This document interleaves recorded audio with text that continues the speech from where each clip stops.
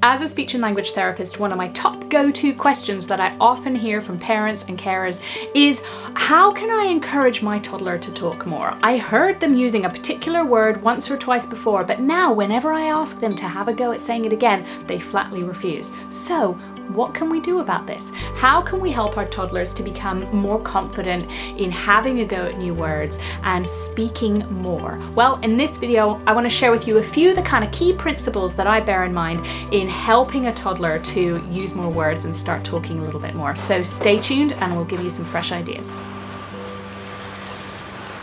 So of course you can guess that I'm going to encourage you to repeat a key word plenty of times, but that's not the whole picture. I know that you may be one of the many parents that I speak to who tell me how they repeat words lots of times, but it doesn't feel like it really makes a difference.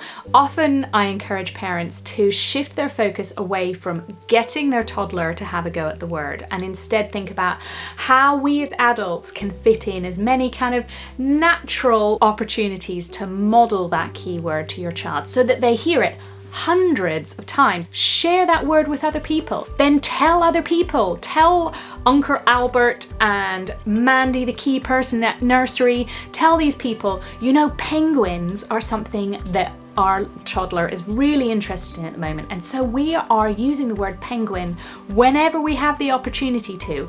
This was just on my shelf, so can we just forgive me for picking penguin as our core word here. Remember that we've just got to be thinking about what is a word that your toddler's really interested in, motivated to have a go at hearing and using them themselves. So I guess when I'm saying repeat, I'm actually just saying pick a small handful of words and talk about what your choices are with the other people around your toddler, so that everyone is repeating those words rather than leaving it all entirely up to you. Second suggestion is to leave big gaps that your child can fill with that key word that you've been modeling and they've been listening to lots of times.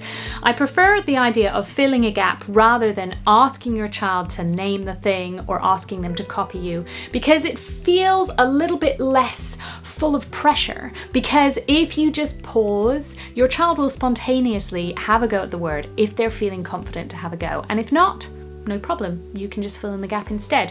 Books are a really great way of doing this because you've got that extra visual as well, so you're both agreed on what is the word that you're looking for, and you've got the opportunity to repeat it lots of times simply by exploring the book together. Oh, I can see an owl and a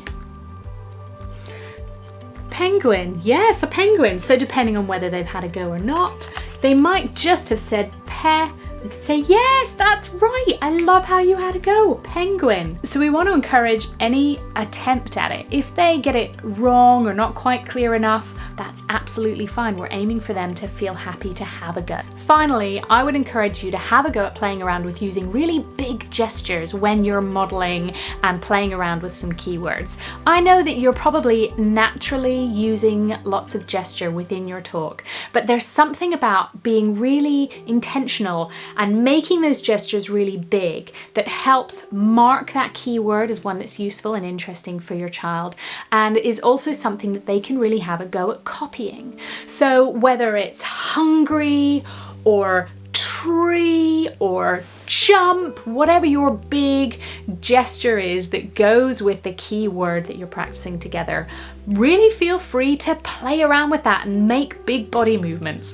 I made a video on the subject of using big gestures to help your toddler with their language, so I will link that below as well. So those are a few suggestions just for now to get you started, and over the coming weeks we're going to think about what keywords we might pick for certain favorite activities and how we can kind of work this into encouraging and helping your toddler to talk more. Now, if you want to make sure you don't miss anything, then make sure you sign up to my monthly Dash of Salt with some fresh ideas and inspiration straight to your inbox on the 1st of every month.